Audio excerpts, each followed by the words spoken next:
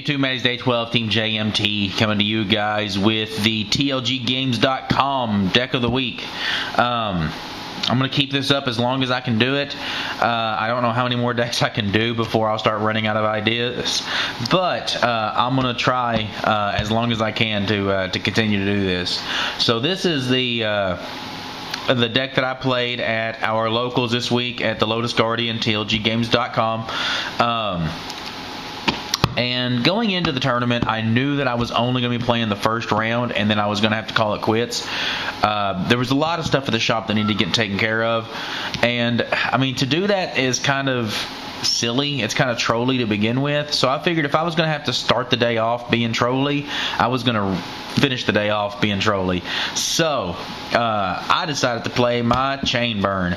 This is the deck that I've had built for a while, and just I never play it, but it's one of those decks that's really cheap now that card Ds are relatively inexpensive and Max Cs are relatively inexpensive. So like the deck is extremely inexpensive, so like everybody's got put together, but nobody really plays it. Anyway, yeah, that's it. I'm gonna get into this. Triple card D. I mean, you stall out, so a triple card D is good.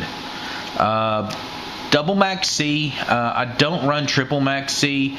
I had some other choices that I couldn't cut. There were some trap cards that I just couldn't cut. So no triple Max C for me. Triple Swift Scarecrow, however. Anytime that it's discarded, it stops the battle phase, so it doesn't lose to defissure or anything like that. Triple Battle Fader. Card's good. I mean, it's Swift Scarecrow. Same thing, I guess. One Lava Golem. Not a big fan of Lava Golem because usually what happens is people will fear this card. So what happens is when people realize that they're playing against Chain Burn, they know Lava Golem is coming, so they will not put multiple monsters on board in fear that you're going to drop the Lava Golem on them. So only one Lava Golem. And that is all of my monsters. Now, let's start with the draw power in the spells. Triple Pot of Duality.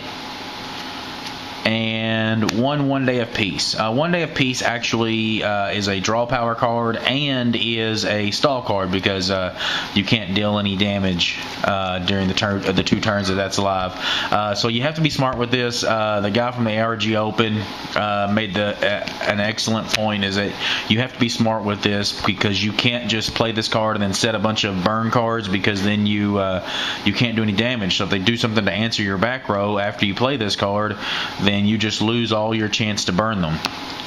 So there you go. A little extra protection in the double Scapegoat. Not a big fan of this card, to be honest with you. They bumped it up to 2, so I decided to go ahead and try it out again. But what ends up happening is in my meta there's Blackwings, and Bora is a thing. Along with Gaia Dragon, the Thunder Charger, and excuse me, guys. Scapegoat loses to those cards, so I don't know what I'm going to do with those 2 cards, but they're probably going to end up changing into something else. Double Chain Strike. It's the only spell card that I have that is a burn card, so yeah, that rounds out the spells. Triple Accumulated Fortune. Now, I'm really not a big fan of this card in the deck. Like I said, I've had this built for a while, and I had 3 Accumulated Fortune, so I just kind of had them in the deck. But if I was to actually play this deck more, I don't believe I'd play Triple Accumulated Fortune, especially come game 2 and 3. Accumulated Fortune, you have to build the chain in order to benefit off of it, and a lot of times you'll catch yourself playing the burn cards when you shouldn't play the burn cards just to build the chain.